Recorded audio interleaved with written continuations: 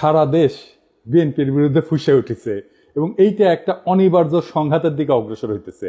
আমি গত পরশু একটা ভিডিওতে দেখাইছিলাম যে টিনের সালে কাউয়া তারিক জিয়া বলে মিছিল, দেখেন আরেকবার।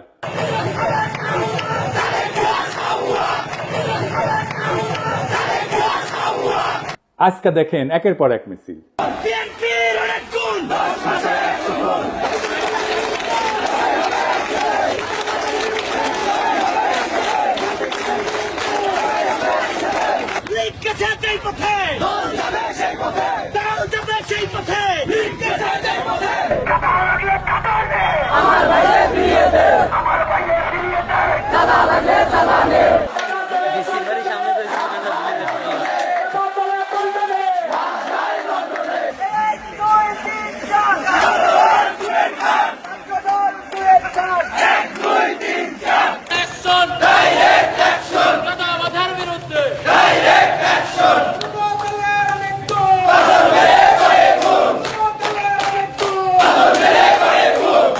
বিএনপির ব্যানার নামায় ফেলতেছে তরুণেরা, দেখেন।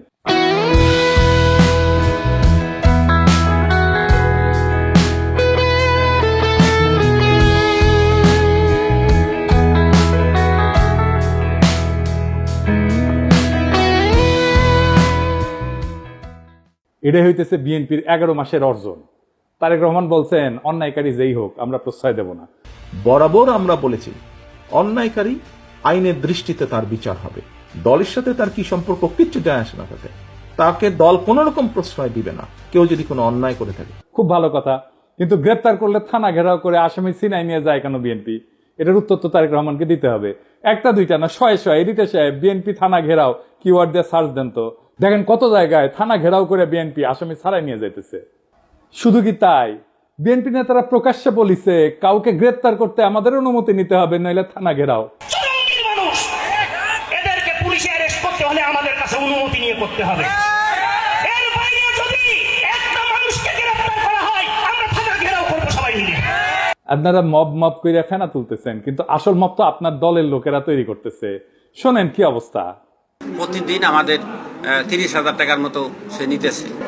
আমি জেনেছি যেটা যে মালিক সমিতির কাছে তারা 5 কোটি টাকা চাঁদা চেয়েছে। এক যুবদল নেতা যাত্রাবাড়ির নাম ফাহিম, আতর্কিতভাবে কয়েকজন লোক আসলো, আয়সা গাড়ি আতুর দিয়া দামদম পিড়াইয়া চলে গেল। বাইরে থেকে একটা ইটা মারে, গ্লাস ভাঙ্গে আমাদের শরীরে, বাল বাচ্চাদের শরীরে পড়লে অনেক উইন্ডো জায়গা, এই জন্য আমরা আতঙ্কে যাইতেছি। আমাদের ভোগান্তি হইতেছে, আমরা রোগী নিয়ে যাইতে পারতেছি না, অনেক সমস্যা। এর বিশ্বাস চাই আমরা। একটা মানুষ ফ্যামিলি দোলাইবার নেমে যেতে ওখান থেকে আবার যাত্রাবাড়ি করতে হইব, তাদের ভোগান্তি না। এই পরিস্থিতি আমাকে জানে কোনো নিরাপত্তা নাই, সেজন্য আমাকে ঢুকতে না। আবার কয় গাড়ি লিয়ে আসলে 5,000 টাকা জরিমানা দিয়ে এবার গাড়ি নিবি। এই ডরে আমরা গাড়ি যাত্রাবাড়ি যাই না, আমরা দোলাইবার ঘুরে আসবি।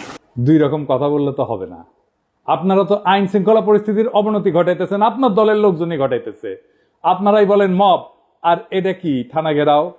এটা মব না। আপনার দলের নিজেদের ভিতরে মারামারিতে গত 6 মাসে 43 জন মারা গেছে। নিজের দলের ভেতরে মারামারি থামাইতে পারেন না, প্রফেসর ইউনূসকে দোষ দেন। আবার দেখেন বিএনপি অফিসে কে বা কারা ককটেল মারছে, এটা অতি জঘন্য কাজ হয়েছে, কিন্তু এর রিয়াকশন দেখেন। কিছুক্ষণ আগে বিএনপির পার্টি অফিসে ককটেল মারছে ওই রাজাকারের বাচ্চারা। এই সরকারকে সাবধান করে দিতেছি, কয়ে দিলাম অতিরিক্ত বাড়াবাড়ি করলে সরকার আমরা বয়সি, সরকার নামাইতে 10 মিনিট সময় লাগবো না। এই কুত্তা মার্কা সরকার নামাইতে আমাদের 10 মিনিট সময় লাগবো না, সাবধান করে দিতেছি। কিন্তু আপনার কর্মীদের মনে আত্মবিশ্বাসকে জাগাইছে যে 10 মিনিটে সরকার ফেলাই দিতে পারবে। হ্যাঁ, এতই হেডম। তা হাসিনার চোদনে বাংলাদেশের মানুষ 16 বছর ছিল কেন? এই সরকারকে বিএনপি বসাইছে। তো আপনারাই যদি বসাইছেন, তাহলে আপনারা এই সরকারের ব্যর্থতার দায় নেন। বিএনপির কিছু কর্মীদের কথা আর কি বলবো, এরা মনে করে কাউরে গালাগালি করে আসলেই তার রাজনৈতিক কর্তব্য পালন করা হয়। রাজনীতি শিখাইতে পারেননি নিজের কর্মীদেরকে, কোনটা রাজনীতি কোনটা রাজনীতি না, রাজনীতি কেমনে করতে হয় সেটাও শিখাইতে পারেন নাই। আমি মাঝে মাঝে কমেন্ট গুলো দেখি, আপনাদের দেখাই। এই ভিডিওটা আপনারা দেখেছেন না? তারেক রহমানের বিরুদ্ধে যত রকম অপপ্রচার আছে সেগুলো ডিবাঙ্ক করা হয়েছে, মানে সেগুলোর বিরুদ্ধে বলা হয়েছে এবং সেগুলো দেখানো হয়েছে যে এগুলো অপপ্রচার আমি করেছি। আমি সেখানে এসে বিএনপি কর্মী গালাইতেছে, সে ভিডিওটা দেখেই নাই, থাম্বনেল দেখিছে। ওরে কেউ বলছে বা নিজেই বুঝিছে পিনাকের ভিডিও যা যা বিএনপির বিরুদ্ধে আছে তার নিচে গালাগালি করে আসবে, খবরদার ভিডিও কলে দেখবে না, ভিডিও দেখলে পিনাকি ডলার পাবে। তোমরা ভিডিও দেখলে ওই এত বড় লোক হবি যে হাইগার ডলারে পাশা মুসবি ওই আইসা থামনেল দেখিছে আর কপি পেস্ট মারিছে। এইগুলাই হইতেছে বিএনপির সমস্যা। এইগুলা চলে হুজুগে। ওই যে হুইনা মুসলমান আছে না, এগুলো হুইনা বিএনপি। আর এদেরকেই বিএনপি কন্ট্রোল করতে পারতেছে না। দেখেন কি বলে বিএনপির নেতা, রাজনৈতিক সংগঠন জামাত শিবিরকে উৎখাত করেই ছাড়বে। সে তার নেতার পক্ষ থেকে ব্যর্থহীনভাবে বলতেছে এই শাহজাদপুর, এই সিরাজগঞ্জের মাটিতে জামাত এবং এনসিপি নেতাদের কবর রচনা করা হবে। শুনেন,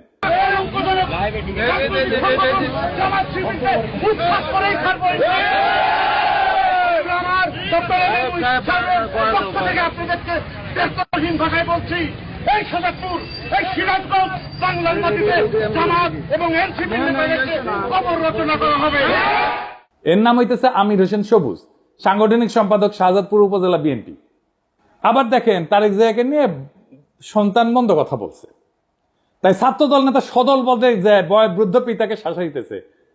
সকাল 10টা পর্যন্ত সময় বেঁধে দিচ্ছে, এর মধ্যে ক্ষমা না চাইলে যে জায়গায় পাই আমরা বিচার করব বলে হুমকি দিচ্ছে। শুনেন, বাড়িতে থাকে না, আপনার মাস্টার মানুষ, আপনারা সম্পূর্ণ শ্রদ্ধা দিয়ে গইতেছি। হ্যাঁ, এই যে আপনার মাস্টার, আপনি মাস্টার, আপনার ছেলে তারেক রহমানের গালিগালাজ করে, তারেক রহমানের এই ছেলে, এটা কাকা আমি আপনারা বললাম। আচ্ছা কাকা, আপনি 80 সালে বিএনপি করেন, আমার বাবা আওয়ামী লীগ করতো, সমস্যা নাই, কিন্তু তারেক রহমানের নামে যে এই ধরনের কথাবার্তা গুলো লেখে, তখন আমরা তো মনে করেন যে আল্লাহ নবীর করে তারেক রহমানের মানি, বাপদাদার চেয়ে বেশি মানি। এখন বিষয়টা হচ্ছে গিয়া উনি তো কোনো অপরাধ করে নাই, ওনারা এই যে গালিগালাজ করেছে বললো যে আমি একটা কথা শুনেন, আপনার ছেলেরে ফোন না করবেন যে সুলতানের রায় ছিল কালকে সকাল 10টার মধ্যে তার টাইম, কালকে 10টার মধ্যে হ্যাঁ যাতে ফেসবুকে যেটা লেখছে এটাতে কয় যে ভুল করছে, ভুল স্বীকার করে কাকা, যদি ভুল স্বীকার না করে এর বিচার কিন্তু আমরা মনে করেন যেই জায়গায় পাই আমরা বিচার করে দিব কাকা, যদি আমরা ব্যর্থ হন কাকা। আর বৃদ্ধ পিতা হাত জোর করে ভয়ে কাঁদতে শুরু করছে, বারবার বলতেছে সন্তান ক্ষমা চাইবে। যে নেতায় কাণ্ড ঘটেছে সে বারবার বলছে যে সে এর কারণে সে বহিষ্কার হইতে পারে, কিন্তু এতে তার কিছু যায় আসে না, কারণ জানে বহিষ্কার হইলে তার দল বহিষ্কার প্রত্যাহার করবে আমাদের অগোচরে। এটা সময়ের ব্যাপার, বহিষ্কার কাগজের ব্যাপার। এইবার শুনেন, এটা আমি লাইভে আছি কাকা, একদম মনে করেন যে সারা বাংলাদেশে দেখতেছে আমার নেতা একটা মানুষ দেখতে পারে, আমার বহিষ্কার করতে পারে, আমার কোনো আপত্তি নাই। যাই হোক, বিএনপি মানে শুধু এরা না, এর বাইরেও বিএনপি আছে, আর তারাই মেজরিটি যারা সত্যিকার অর্থে শহীদ জিয়ার আদর্শ আর খালেদা জিয়ার উত্তরাধিকার বহন করতে চায়। তাদের অনেকেই আমাকে গত ভিডিওর পরে ফোন দিছে, বিএনপির নানা পর্যায়ের নেতা কর্মীরা। অনেকে বলছে যে ভাই দিন শেষে আপনি ইলিয়াস আর কনক মিলা বিএনপির ড্যামেজ কন্ট্রোল করলেন, এখন অনেক পোস্টে হোস্টাইল রিয়াকশন কমেন্ট অনেক কমছে। অনেকে বলছে যে কাজটা ভালো করেন নাই, বিএনপিকে রক্ষা করতে যাইয়া। আমি আসলে বিএনপিকে রক্ষা করতে যাই নাই, দেশের স্বাধীনতা সার্বভৌমত্ব রক্ষা করতে গেছি। আর বিএনপির ভুলগুলো ধরায় দেওয়া থেকে আমি সরে আসি নাই। এখন কইবেন বিএনপিকে রক্ষা করলে বাংলাদেশের স্বাধীনতা সার্বভৌমত্ব, দেশের স্বাধীনতা সার্বভৌমত্ব কেমনে রক্ষা হয়? আসেন এটা না বুঝে দেখি বিএনপির সাথে স্বাধীনতা সার্বভৌমত্ব কেন যুক্ত। একটা আধুনিক রাষ্ট্রের স্বাধীনতা সার্বভৌমত্ব কেবলমাত্র তার ভূখণ্ড বা আন্তর্জাতিক স্বীকৃতির উপর নির্ভর করে না, বরং সেটা গঠিত হয়, তৈরি করতে হয় রাষ্ট্রের জনগণ, প্রতিষ্ঠান এবং রাজনৈতিক পরিকাঠামোর সমন্বয়। তিনটে জিনিস, জনগণ, প্রতিষ্ঠান এবং রাজনৈতিক পরিকাঠামোর সমন্বয়। এই কাঠামোর কেন্দ্রে অবস্থান করে রাজনৈতিক দলগুলা। রাজনৈতিক দল কেবল রাষ্ট্র ক্ষমতার প্রতিযোগী না, তারা রাষ্ট্রীয় কর্তৃত্বের সামাজিক অনুমোদনের ধারক, জন অভিপ্রায় প্রকাশের মাধ্যম এবং রাজনৈতিক স্থিতিশীলতার একটা মৌলিক স্তম্ভ। যখন একটা দেশের রাজনৈতিক দলসমূহ ধ্বংস হইয়া যায় বা তাদের কার্যকারিতা ভেঙে পড়ে, তখন সেই রাষ্ট্রের আন্তঃপ্রাতিষ্ঠানিক ভারসাম্য, জনভিত্তিক শাসন এবং কূটনৈতিক অবস্থান দুর্বল হয়ে যায়, যা সরাসরি স্বাধীনতা সার্বভৌমত্বের উপরে আঘাত আনে। কি জটিল লাগতেছে? আরো পরিষ্কার করে বুঝে দেখবো, আসেন বুঝে দেখি। রাজনৈতিক দল কিভাবে গণ অনুমোদনের একটা সাংগঠনিক রূপ। রাজনৈতিক দলগুলো একটা দেশের জনমতের প্রাতিষ্ঠানিক কণ্ঠ। দলীয় রাজনীতির মাধ্যমেই জনগণ রাষ্ট্র ক্ষমতায় অংশ নেয়। দল ধ্বংস হইলে বা নিষ্ক্রিয় হইলে রাষ্ট্রে জনসমর্থনের ভিত্তি দুর্বল হয়ে পড়ে, ফলে শাসন এবং সার্বভৌম কর্তৃত্বের বৈধতা প্রস্তাবিত হয়। রাজনৈতিক দলগুলোর মাধ্যমে তৈরি হয় নীতি নির্ধারণের ধারাবাহিকতা এবং বিকল্প। স্বাধীনতা এবং সার্বভৌমত্ব রক্ষা করে দুইটা জিনিস, কূটনীতি আর নিরাপত্তা নীতি। এটা ধারাবাহিকতা এবং বিকল্প চিন্তা রাজনৈতিক দলগুলোর মধ্যে বিকশিত হয়। দলের অনুপস্থিতিতে এক কেন্দ্রিক নীতি নির্ধারণ শুরু হয়। যেই নীতিতে পাবলিক সাপোর্ট নাই সেই নীতি দীর্ঘমেয়াদে টেকে না। এই এক কেন্দ্রিক নীতি নির্ধারণটা কেমন একটু দেখিয়ে আসেন। আমি একটা এক্সাম্পল দিয়ে বুঝি। ভারত বাংলাদেশের রাজনৈতিক এবং অর্থনৈতিক স্বার্থ এক, এটাই ছিল হাসিনার কূটনীতিক স্ট্যান্ড, এটা এক কেন্দ্রিক নীতি। ওই যে আলগা মোমেন বলছিল না, ভারতের উন্নয়ন আমাদের উন্নয়ন, ভারতের বিজয় মানে আমাদের বিজয়। শুনেন, আমাদের বিজয় ভারতের বিজয়, বুঝছেন? আমাদের উন্নয়ন ভারতের উন্নয়ন, ভারতের উন্নয়ন আমাদের উন্নয়ন। এই কূটনীতিক স্ট্যান্ড তো ঠিক নাই। এটা হইতেছে এক কেন্দ্রিক নীতি নির্ধারণ। আমাদের সব সম্পর্ক সব নতুন করে করতে হইতেছে না, আগে ইন্ডিয়ার মাধ্যমে হাসিনা রাজনৈতিক সম্পর্ক তৈরি করতে, এবং এই কারণে আমাদের প্রতিষ্ঠানগুলো দুর্বল হয়েছে, আমাদের ব্যুরোক্রেসি দুর্বল হয়েছে, আমাদের কূটনীতি দুর্বল হয়েছে, আমাদের ডিপ্লোমেসি দুর্বল হয়েছে। রাজনীতি প্রাতিষ্ঠানিক ভারসাম্য রক্ষায় কি ভূমিকা রাখে? সুস্থ রাজনৈতিক দলগুলা নির্বাহী, আইন প্রণয়ন এবং বিচার বিভাগের ভারসাম্য রক্ষায় সহায়ক হয়। দলগুলোর অনুপস্থিতিতে রাষ্ট্রযন্ত্রের অঙ্গগুলোর মধ্যে ক্ষমতার ভারসাম্য নষ্ট হয়। এর জন্যই কর্তৃত্ববাদী প্রবণতা তৈরি হয়, যেমন যেটা হয়েছিল হাসিনার আমলে, এবং এর ফলে বৈদেশিক হস্তক্ষেপের পথ উন্মুক্ত করে। আমি কয়েকটা প্র্যাকটিক্যাল উদাহরণ দিয়ে বুঝাই দিতেছি। ইরাক 2003 সালের পর থেকে বর্তমান পর্যন্ত ইরাকে কিন্তু একটা রাজনৈতিক দল ধ্বংস হয়ে গেছে। কোন পার্টি? সেটা বাথ পার্টি। এটা পতনের পর যে রাজনৈতিক শূন্যতা তৈরি হয়েছে, পশ্চিমা শক্তি নির্বাচন ব্যবস্থা চাপাই দিল, নিরাপত্তাহীনতা এবং জাতিগত বিভাজন রাষ্ট্রের ভিতরে সার্বভৌমত্ব কর্তৃত্বকে দুর্বল করে দিচ্ছে, আর রাষ্ট্র হিসেবে দাঁড়াইতে পারতেছে না ইরাক। জাস্ট বাথ পার্টি নাই জন্য, যত খারাপ পার্টি হোক। লিবিয়া গাদ্দাফি শাসনের পরে যে রাজনৈতিক শূন্যতা তৈরি হয়েছে, গাদ্দাফির যে পলিটিক্স ছিল সেই পলিটিক্সটাকে পূরণ করতে পারে না। তাই দেশটাতে মিলেশিয়া, বিদেশি হস্তক্ষেপ প্রধান নিয়ন্ত্রক শক্তি হয়ে উঠছে। রাষ্ট্রের সার্বভৌমত্ব আজও পুনঃপ্রতিষ্ঠিত হয়নি। আবার দেখে আফগানিস্তানে মার্কিন দখলদারির সময় তারা তো সাহায্য দিয়েছে প্রচুর, নানা ধরনের কনসালটেন্সি দিয়েছে, মেলা মানুষকে শাসন ক্ষমতায় বসাইছে, নানা শক্তিকে ক্ষমতায় বসাইছে, কিন্তু দেশটা শান্ত হয় নাই, দেশে প্রগতিও হয় নাই, কারণ রাজনৈতিক শূন্যতা ছিল। রাজনৈতিক শূন্যতা থাকলে সেই দেশ যে আগায় না, তালেবান পূর্ব আফগানিস্তান তার প্রমাণ। এখন আগাইতেছে না, এখন আগাইতেছে। কেন আগাইতেছে? কারণ এখানে পলিটিক্যাল ভ্যাকুয়ামটা নাই, আর পূরণ হয়ে গেছে। এটা নিয়ে একাডেমিক অনেক আলাপ আছে, আসেন সেই আলাপগুলো একটু এক এক করে দেখি। গামসির একটা হেজিমনির ধারণা আছে, আমি অনেকগুলো এপিসোডে এটা বলছি।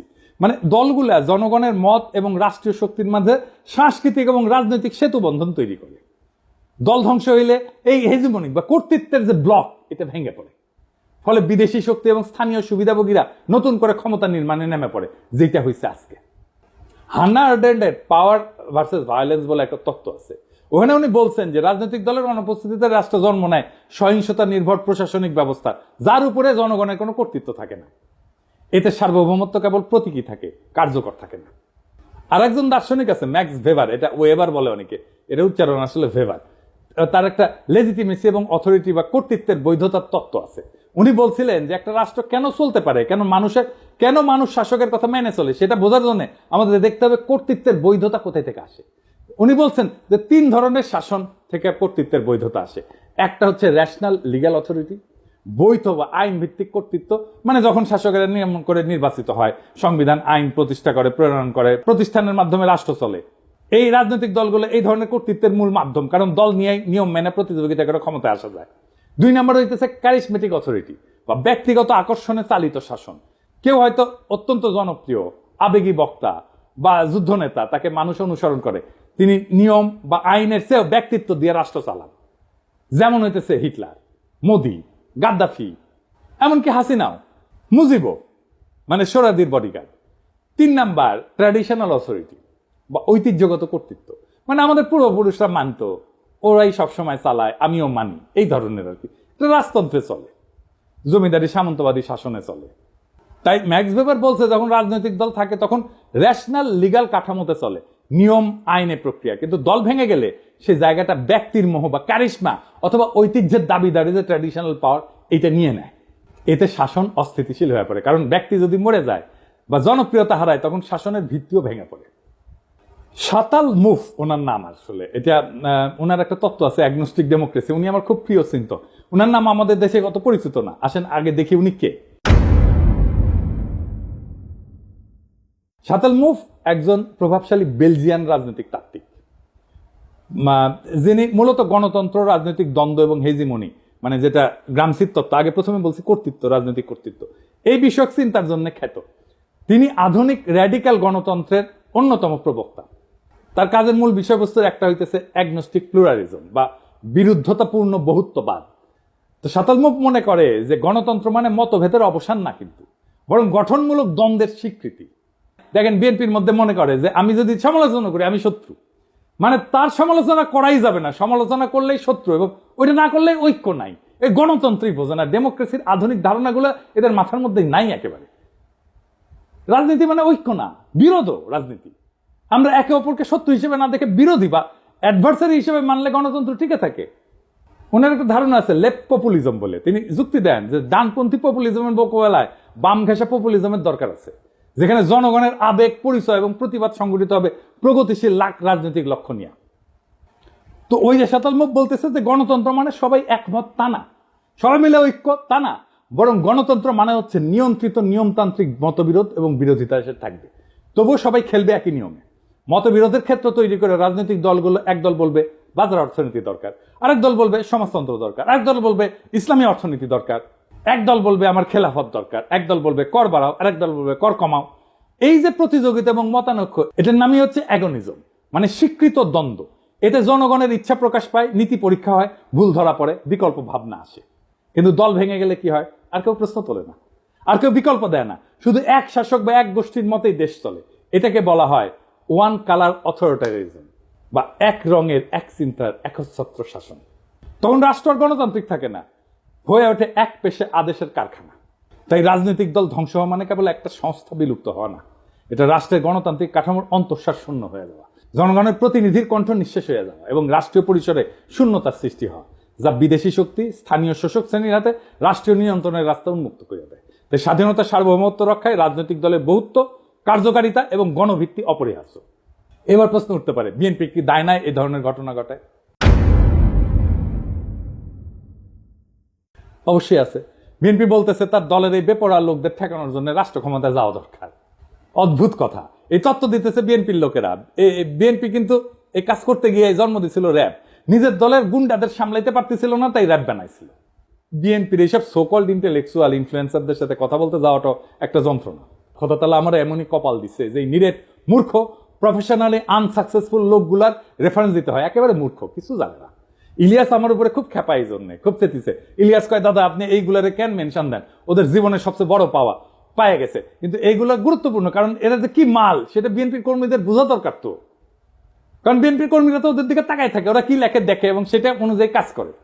তো বিএনপির কর্মীরা বুঝবে না যে সে কাকে ফলো করতেছে, তাকে কে ইনফ্লুয়েন্স করতেছে, সেটা দেখবে না, দেখার দরকার আছে তো ইলিয়াস।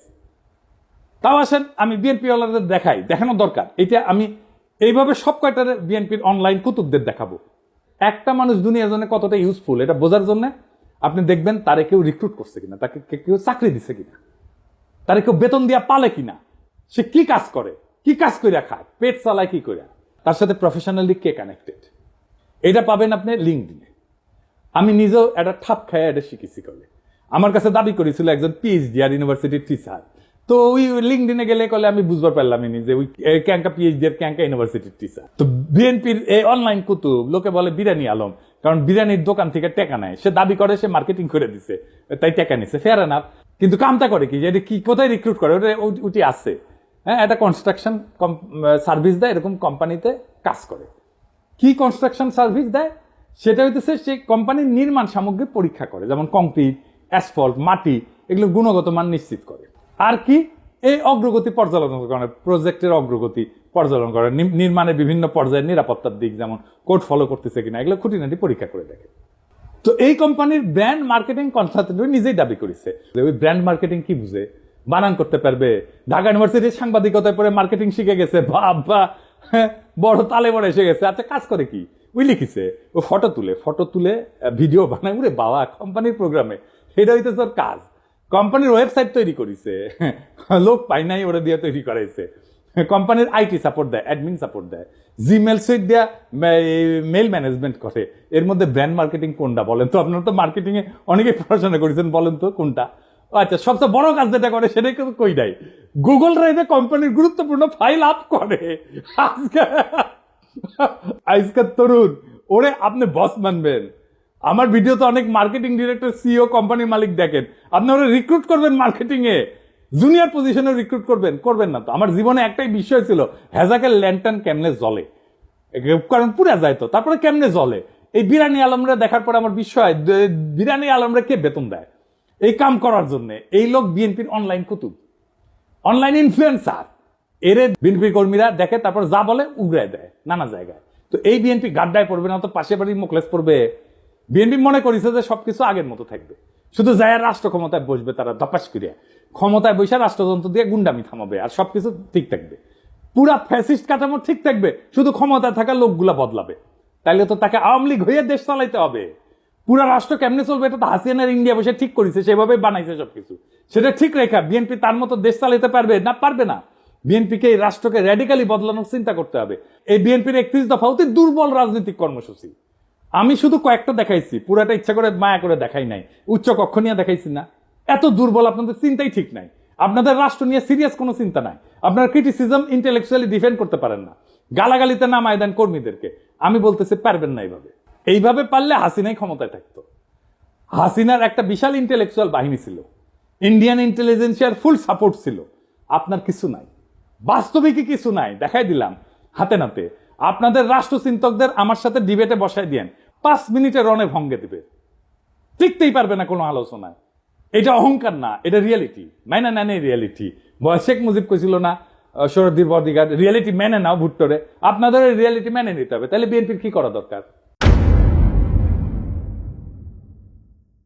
আমি বিএনপি করলে আমার বিপুল কর্মী বাহিনীর কর্মসংস্থানের জন্য কাজ করতাম।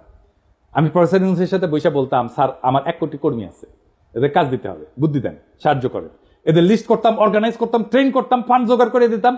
তারপর এসএমই স্মল মিডিয়াম এন্টারপ্রাইজে কাজে লাগাই দিতাম। এরা চান্দাবাজি করে, কারণ কাজ নাই। কাজে ঢুকাই দিতেন, সবকিছু বন্ধ হয়ে যেত, দেশেরও উপকার হইতো।